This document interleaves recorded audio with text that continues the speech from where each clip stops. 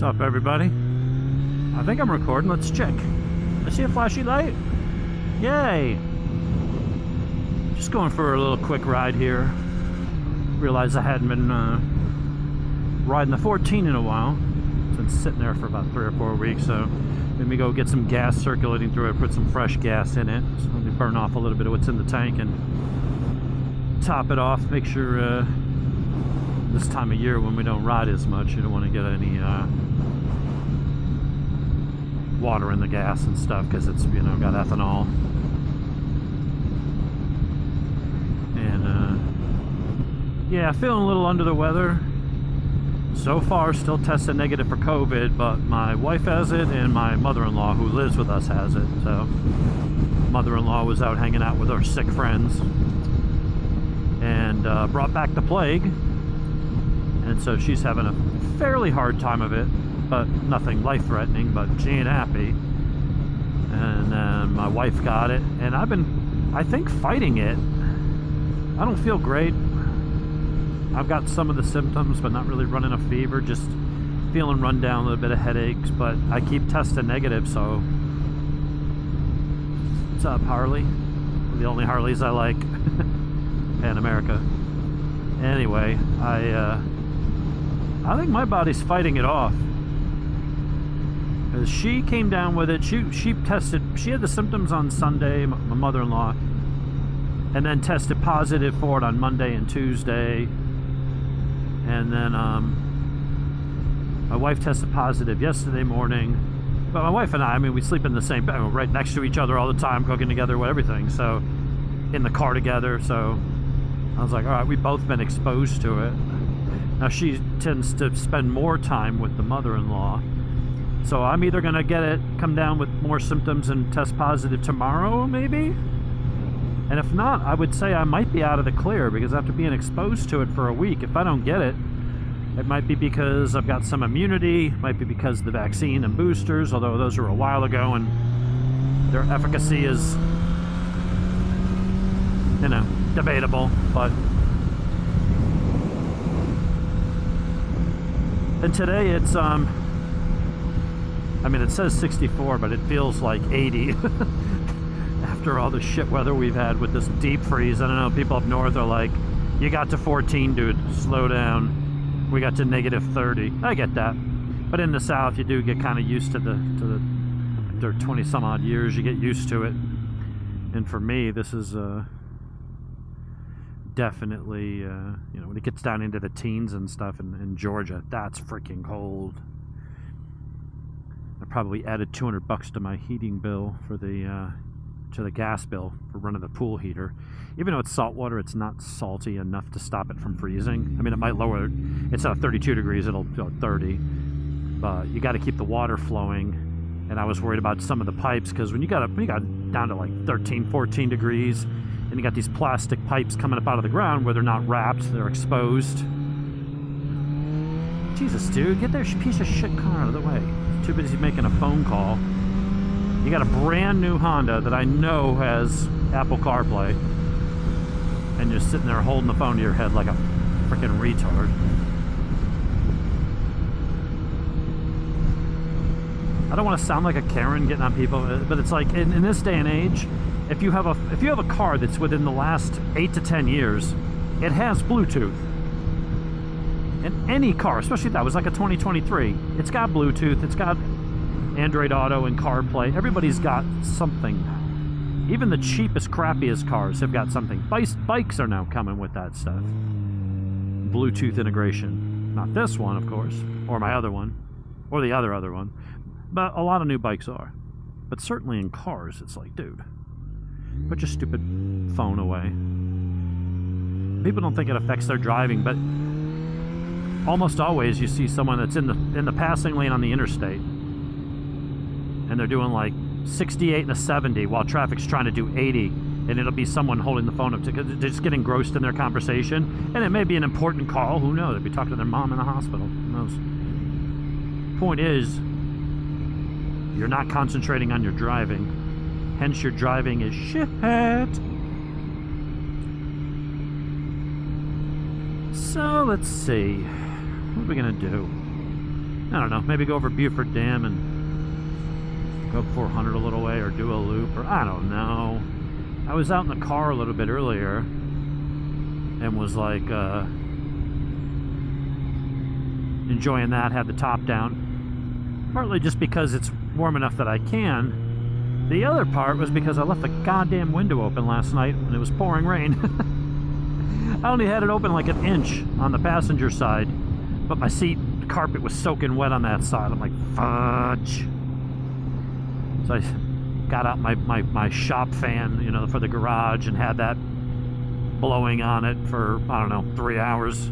And then it got sunny out and shot up to almost 70. So I was like, you know, I'm going to take the top off and drive around for a while. See if I can get that to all dry out. And I'll just have to make sure we don't get mildew or anything on it. And then hit the leather seat up with some leather, whatever, stuff. Conditioner once it's fully dried. I'm going to drive around the car and having fun. And then I was like, it's actually warm enough to ride the bikes. I've been... Between the cold weather and the fact that I've just been having so much fun driving the damn Corvette, I've really been neglecting the bikes. And so I've got to get some miles on these, and what I got to do is sell this one in the summertime. I think this one. I feel like the Yamaha is the better, if you're going to have just one bike, as comfortable as this is and stuff, it's like the other one's just got heated grips and cruise control, and it's lighter, and it's got the upgraded suspension, it's got better brakes, it's got all the different ride modes, and you know, this just has basic ABS, basic traction, doesn't even have a quick shifter. The other one's got quick shift with auto blip. I mean, the other thing is it's loaded with goodies. Ultimately, this is a faster bike top end, and in some ways it is more comfortable, but I'm spending so much time in the car now, and maybe that novelty will wear off. I doubt it, though. Loving the freaking Corvette. But then so I'm like, you know what, of the two bikes I'm going to get rid of, I'll get rid of this. That leaves me with the Yamaha MT-10 with the touring screen and Nitron shock and, you know, all the upgrades and all the electronics, and I can do everything from light touring. I got bags for it, I got tank things that click on, and it's a good light touring bike up to doing track days on it. Like, it's a great bike for everything, and it's got that fantastic cross-plane motor from Yamaha, and so every time I think about it on paper, I'm like, that's the bike to keep.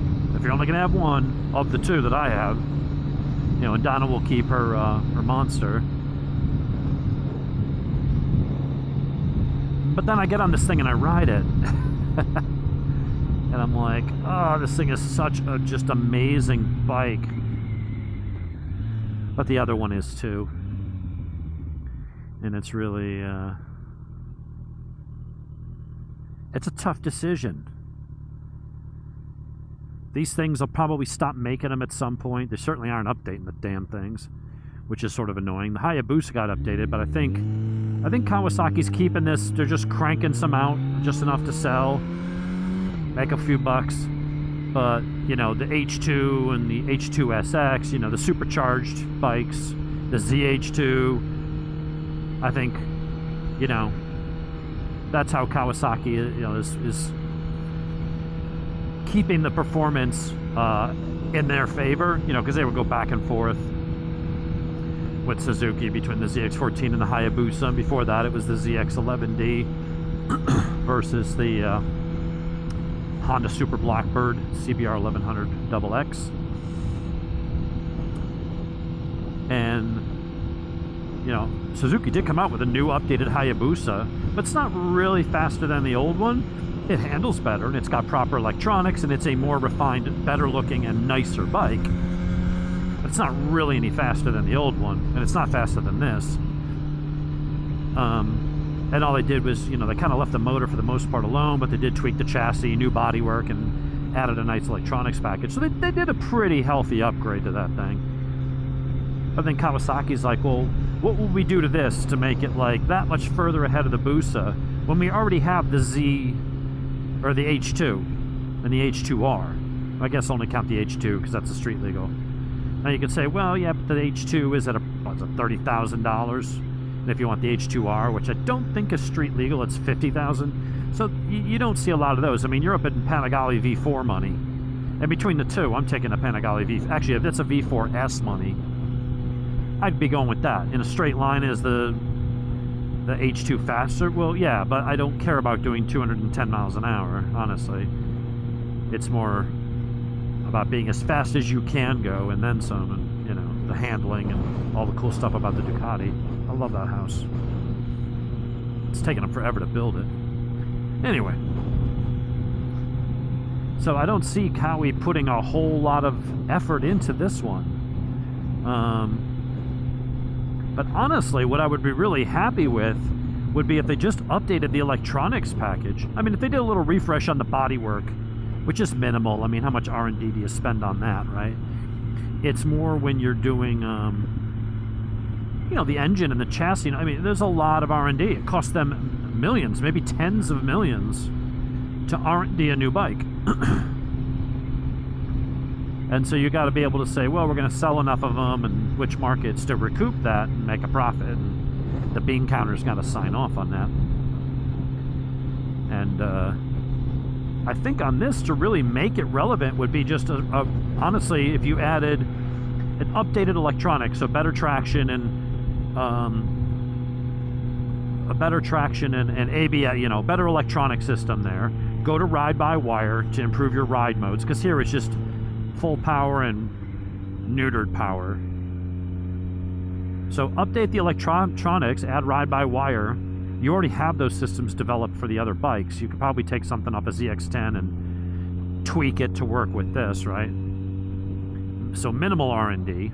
You're not creating a new motor and having to do durability and endurance and longevity testing and all that other stuff. Use the existing power plant. Doesn't need more power. Maybe shave a couple pounds if you can, and tweak the plastics and the look just to update. You know, go to LED light. You know, some basic just upgrades, and then you know, give it a quick shift with auto blip. Honestly, that's all they have to do. Performance-wise, it's still ahead of the new Hayabusa. But the Hayabusa's got all the cool electronics and all the, you know, good stuff. And so some people will go to the Busa just for that reason. I don't know why I waved to the guy in the scooter. He's not a real rider, but whatever. He's on two wheels. Although most people riding 50cc scooters like that, they do it because they don't have a driver's license. They probably lost it to tickets or a DUI or something. And I don't know what it is in other states, but here in the state of Georgia, you can get a 49cc scooter, and you don't need a driver's license, you don't need insurance, you don't need nothing. Just gotta wear a helmet. Ah, yes! Love the C8. It looks good in red, but I am so glad I got mine in the other color.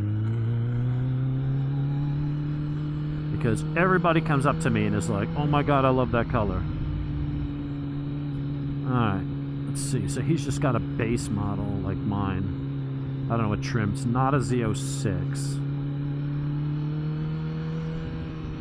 So that's a regular Stingray. And, oh, he does have the hardtop convertible. Notice, so he has the small back window, but he doesn't have the giant window on the trunk lid thing that looks in on the engine. It looks good in red. I mean, there's not a bad color for that car. Looks like a goddamn Ferrari. If it didn't have the vet on it, you'd think that was a Ferrari. Which some people criticize it for that reason. I'm like, if you're going to model a car and make it look like something exotic, you can hardly go wrong with a Ferrari.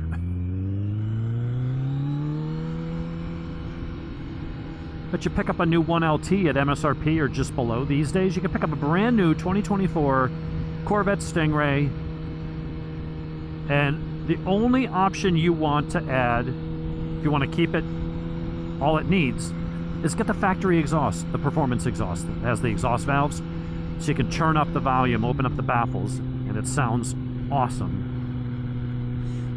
I'm not going to upgrade the exhaust on mine, I don't think, unless I remove the cats and have the guys over at Vengeance say, yeah, if we do this and that, you know, we can have 30 horsepower at the wheel. All right, maybe.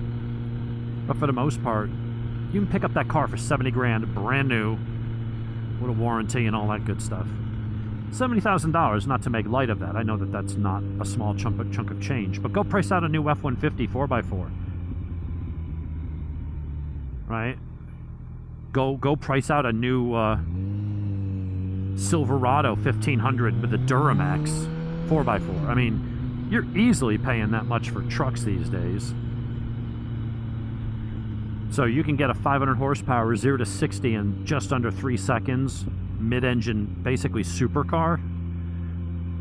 But, you know, it's more reliable. It's a Chevy. You got a dealer network everywhere. You can get it serviced and stuff, not unlike Ferrari or other things.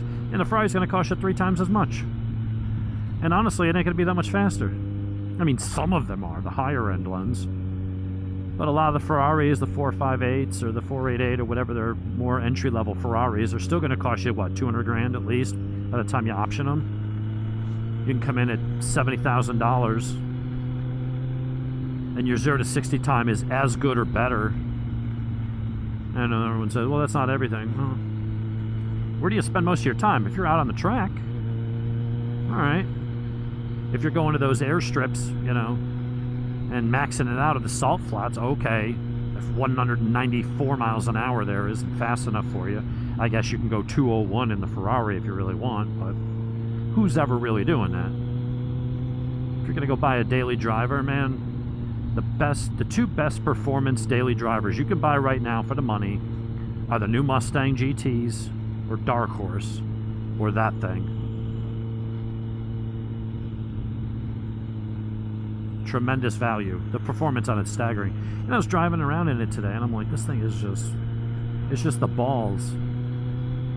And then I get on this and it reminds me what real speed is. Because it's, and you could say, well, the 0-60 times are comparable almost. In fact, I would say the average rider, including myself, if he and I were to line up on a street and it was 0 to 60, he might beat me. Because as much as they'll say, oh, the bike can do 0 to 60 in 2.7 or 2.8, that is assuming you really know what you're doing and you got, you know, in a car like that, you literally just put it in track mode, double tap the traction mode button, which puts it into competition mode, and now your launch control is active. And all you do is mash the brake to the floor, mash the gas to the floor, it'll hold it at 3,500 and just let off the brake. That's all you do. And it just goes ba ba ba ba ba ba boosh, and you're just gone. Anybody can launch that thing and get a 3-second to 60 on street tires on a road on a 65-degree day. It's crazy. On a bike, you got to kind of know what you're doing and not loop it, or, you know. Now, once we're rolling, forget about it. A bike like this, or a Busa, or an R1, any leader bike will just destroy that. Now, that's not to say there aren't cars out there that'll spank bikes. There are. The days of bikes automatically beating everything on the road, gone. There's guys out there with 1,800 horsepower GTRs. I've seen one of those that's supercharged turbo or twin turbo or something, and it's 1,300 at the wheel. And you're rolling along on a bike, it will destroy you. There are some insanely fast cars out these days. Now, you know, they spent enough money in mods, just not even including the price of like a $100,000 GTR. The amount of money they put into the car, you could have bought 1 or 2 of these, right? So yeah, you spend $130,000 on a car and mods and tuning and beefing up the suspension and the drivetrain and all this other stuff so we can do that kind of performance without grenading every other launch. Yeah, you should be able to beat a $17,000, you know, stock bike. Of course, those cars still get destroyed by a Tesla Plaid most of the time, but... And that's the thing, there's always somebody faster.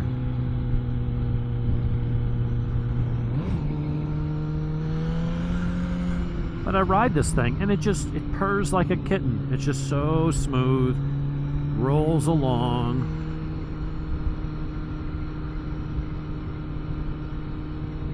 and it's sedate, it's tame. There's a little bit of heft to it, but honestly, you notice it flicking in transitions, but here I'm just kind of moving my weight just a little bit. It wants to flick back and forth. Some of that's the choice of tires.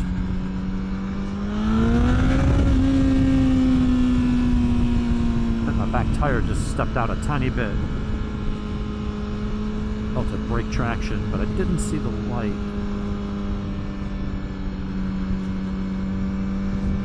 But yeah, it's actually quite tame and sedate. Like, this is a... People always ask, like, what kind of bike should you ride on? You know, start learning on. Well, I say for the price, you start learning on a 300. It's perfect.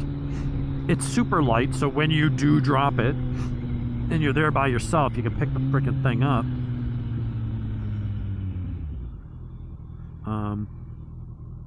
And it won't get away from you. It'll keep you from being an idiot. But as long as you have restraint... I had a friend, Mike Smith, years ago. He learned how to ride a motorcycle on a Gen 1 Busa. People do. He didn't kill himself. I mean, maybe he did since, but the years I knew him, he was riding that thing and riding the piss out of it. And it's like, you just use your head. I mean, you could do what I'm doing and just ride along, be in a gear higher than you think you are, so your RPMs are like, especially on a bike like this, you got this wave of torque where you're just putzing along at like 4,300 RPMs. If there's something you want to pass, it just gives you that torque to go warp. But it's not going to get away from you. Leave the traction control on. Leave the damn ABS on. Leave the electronic nannies, as they say, in place. It's better than you are. Unless you're running like a strong, like high intermediate or advanced pace on track, leave the ABS on. On the street where there's wet shit and there's leaves and gravel and diesel spills and all kinds of crap, leave that shit on.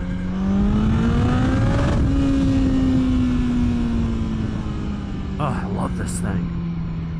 What do we got over there? AMG GT. Nice. I love that car.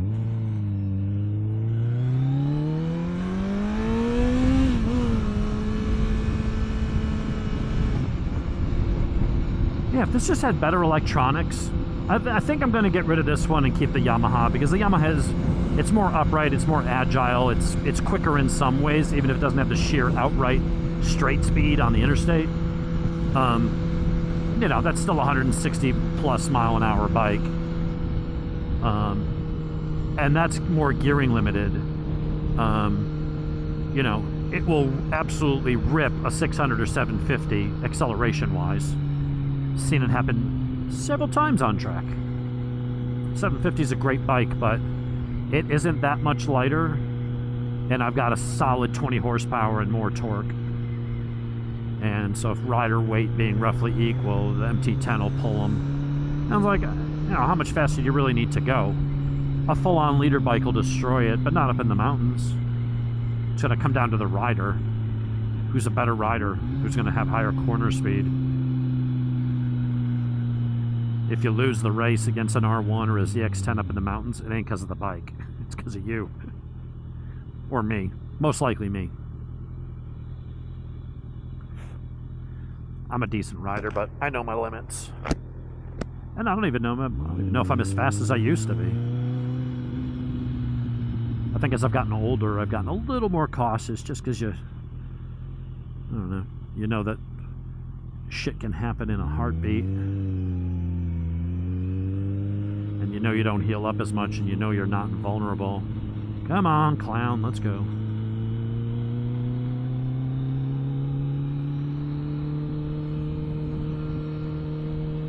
Cool. Get it down to like a quarter tank, and then we'll gas it up.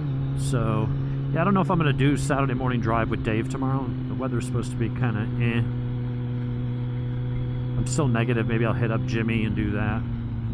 I just kind of wanted to get out on my Needle 14. Give it some love. Make sure the tires are pumped up, and get the oil and the gas circulating. Get some fresh gas.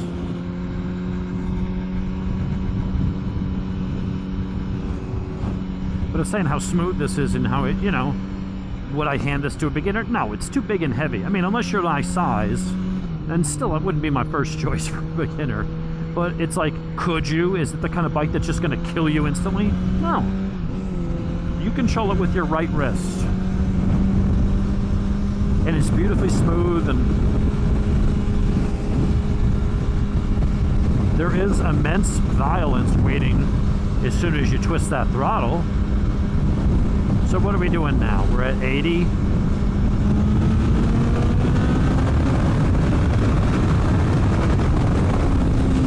To a buck 32 in one gear, and I didn't even hit the rev limiter. It's just an insane little... But even then, there's no drama to it. It just... whoosh! And it just pulls harder and harder and harder, and it just keeps going and going. And all of a sudden you shift it into fourth at 160, or you're in fourth going about to fifth at 160, and you realize you still got 2 gears left. It is pretty insane. Hey, Mustang GT with the top off. Enjoy it while you can. Next week I think it's supposed to be sunny in like mid-50s during the day, so not bad.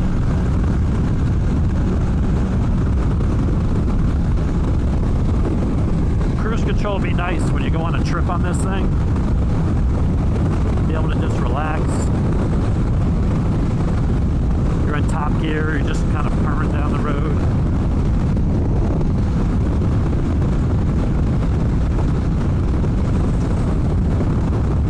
It's a great bike.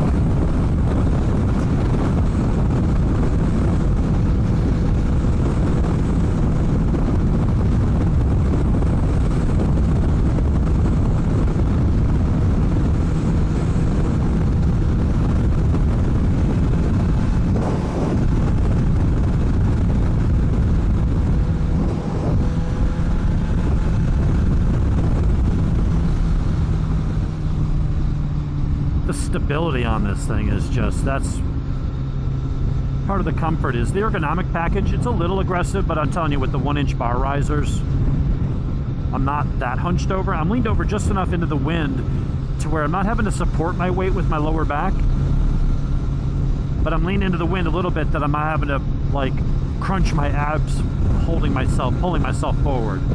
That to me is where the real comfort is. Bolt upright, it's fine if you're just sitting on Main Street, but if you're sitting in heavier wind, that wind is blasting you in the chest,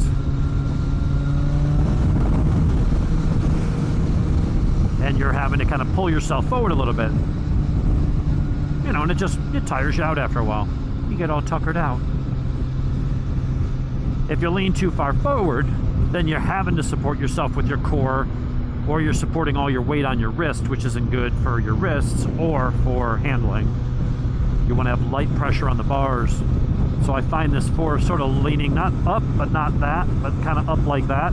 It's just enough to where when the wind hits you, it kind of balances you out to where you don't want to fall forward. You're not having to support yourself, but you're not fighting the wind. You're right at that balancing point where the amount that you're leaning forward, that pressure is offset by the wind pushing against you. It's perfect.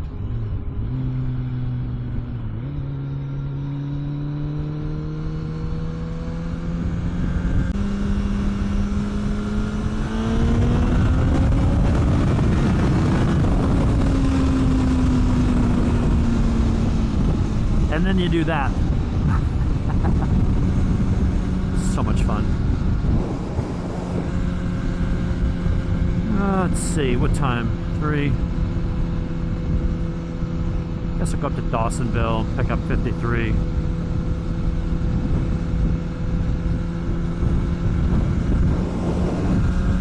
I can't think of anything else to talk about. Anything I'd want to talk about politically that's going on, I'm going to save it for the weekend, or if I do a Saturday morning coffee or ride with Dave. But anyway, put your comments in what you think I should do. You think I should sell this? I'm not going to take your advice necessarily. I'm honestly curious what people who have or have ridden both bikes, if you were only going to have one, and it's like I could afford to keep two, but if I can get rid of a payment and insurance, and now that I'm spending so much time in the car, I'm not going to give the car and both bikes enough love to justify the expense. So in that circumstance, if it wasn't necessarily, I mean, take the cost out. Cost is one of the reasons why I'm doing it, but one doesn't cost appreciably more than the other. So, but if you had a ZX14, as I do with the pipe and tune, versus the MT10 with heated grips, the taller screen, the luggage, the same more Mafia tune, exhaust, decat, and the much better electronics package, if you could only keep one of those bikes, what would you keep and why? I'm curious what other folks think. I'm leaning towards keeping the MT10 and ditching this, but I think that's probably what I will do. I wouldn't be curious to see what other people thought. Anyway, if I don't see you for the rest of the weekend, have a good one. There's a very brief podcast today. We'll see if I feel like, if I don't have the Rona tomorrow, I may jump in the car and go do a podcast or something. So we'll see everybody later.